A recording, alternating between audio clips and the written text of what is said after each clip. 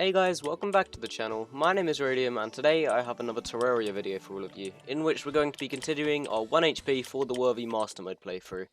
Last time we actually made a surprising amount of progress, and this episode, I don't really know what to aim for. I guess we should try and do a couple bosses if possible, and just really figure some things out. But first, I'm gonna just go towards the jungle, I think. We haven't actually explored it at all, and I feel like it's a very good thing to do. What I'm doing as well is setting up various spawns throughout my world. Not quite pylons yet, but that'll be something I figure out when I have more NPCs. And slowly but surely we're going to be building that up. Ooh, guys, we found something incredible actually. This may not sound amazing yet, but believe it or not, that herb bag is going to be absolutely incredible for us, because it's just something that's going to give us infinite potions. Or at least one of the items to work towards. So that's very, very nice. I am slightly lost though. I really don't know what direction I want to take this. I am still heading towards the right to find the jungle, but unless I'm really lucky, exploring there is going to be incredibly dangerous. Now that we've arrived in the jungle, it's time for us to build a little house. This is obviously just so we can set our spawn point and not have to worry about coming back here every time an enemy comes and kills us. Oh god, the lag. But yeah, it's nothing spectacular.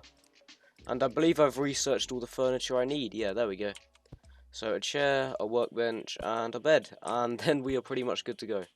The main goal down here is to farm the resources required to craft the abomination item, which is used to summon the queen bee.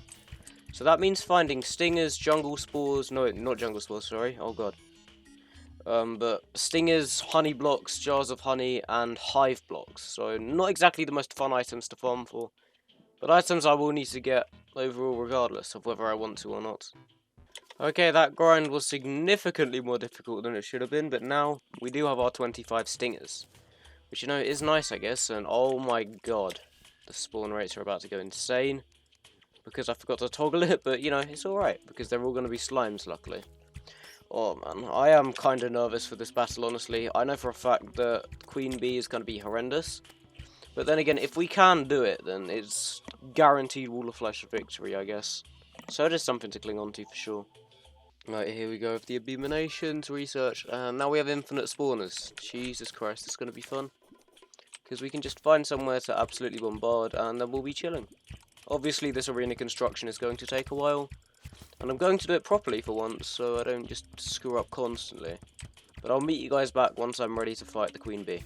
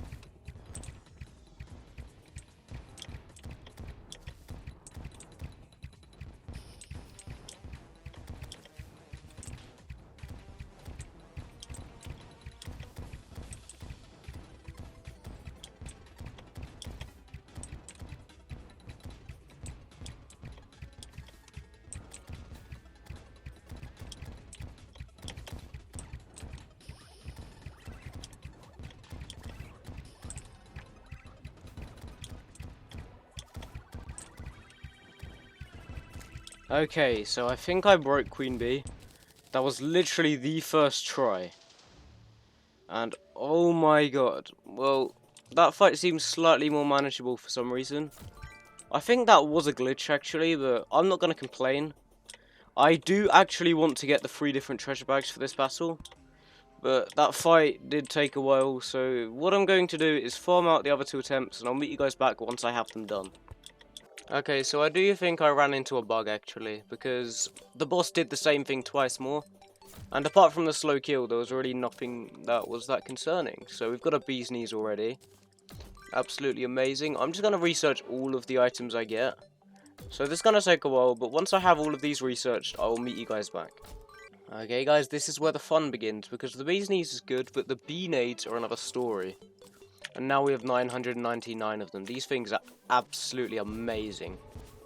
These will no doubt be my weapon for the wall of flesh. I will be using this as my loadout. It's a bit strange, but I reckon personally, I'm good enough at this game where I don't need a jump bottle to defeat these bosses. So next up, we have got Skeletron to do. I really have no idea how I'm going to do it. But I guess it's going to be partially about exploiting the fact that I have the Dune Rider boots, which make you incredibly fast on sand. I just thought I'd update you guys on what I'm doing for the arena. It really is quite a unique strategy, but like one I've never done before, but other people have probably sussed this out before. To even get to the arena, well, that was fun. I have no idea how I did that, but it did happen. But to even get to the arena, I'm going to need to use the Dune Rider boots like this, just to literally begin the fight, as that might honestly be the hardest part of this entire process. But with the bee nades, I reckon we can do the damage required to do this. The shark tooth necklace really would have been nice, but this is more than enough, I think. Okay guys, after a couple more failed attempts, I've decided to do just something to help me improve. So I have obtained both the shark tooth and the stinger necklaces. Both of these accessories are really good, and they'll give me a total of 10 plus armor penetration. So my weapons now do 18 damage each, with all the buffs, and I reckon I'm a little bit more confident in doing this fight now. I did actually make it to the final phase one time. I just screwed up a little bit, and so it cost me the fight, but I know for a fact I can do this now. It's just a battle of attrition.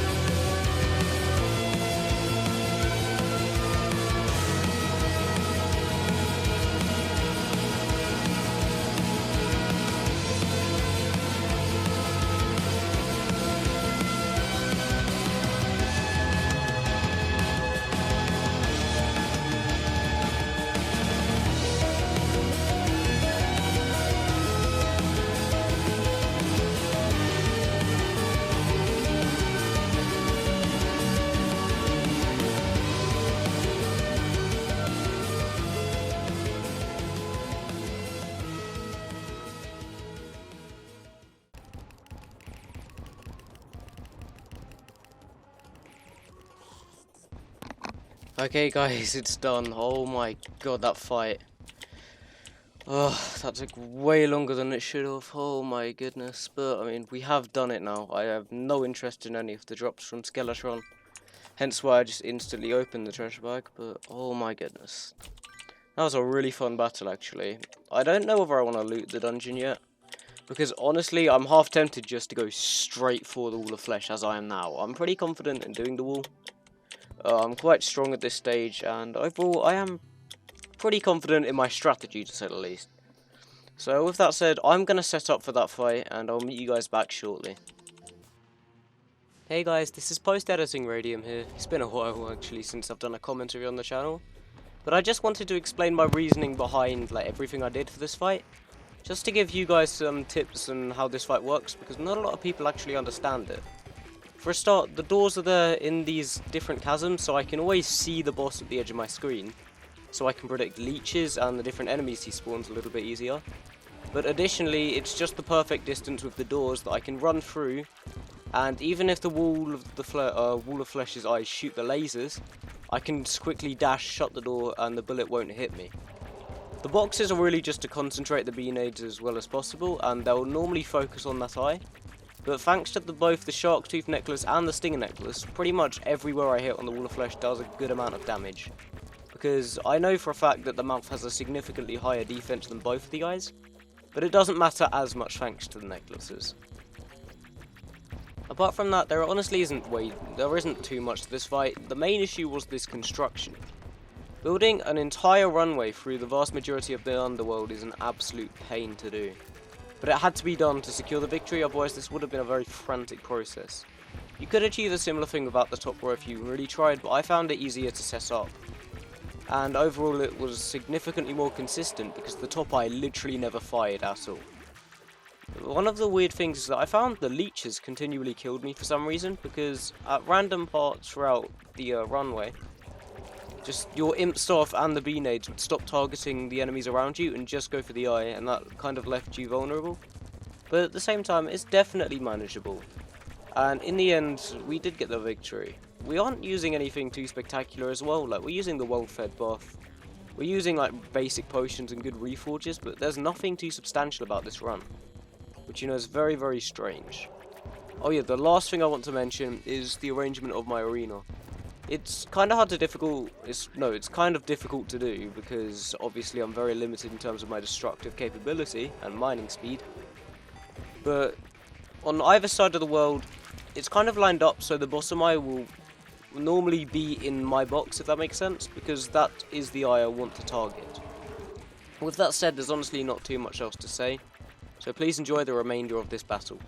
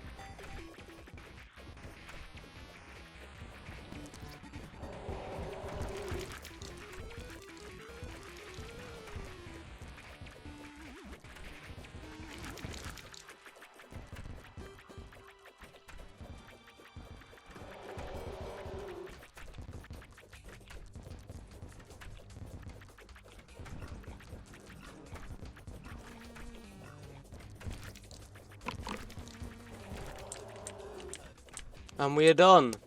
Oh my god, that fight was insane. That genuinely took like 3 hours to do, but I mean, we've done it. We're in hard mode, lads.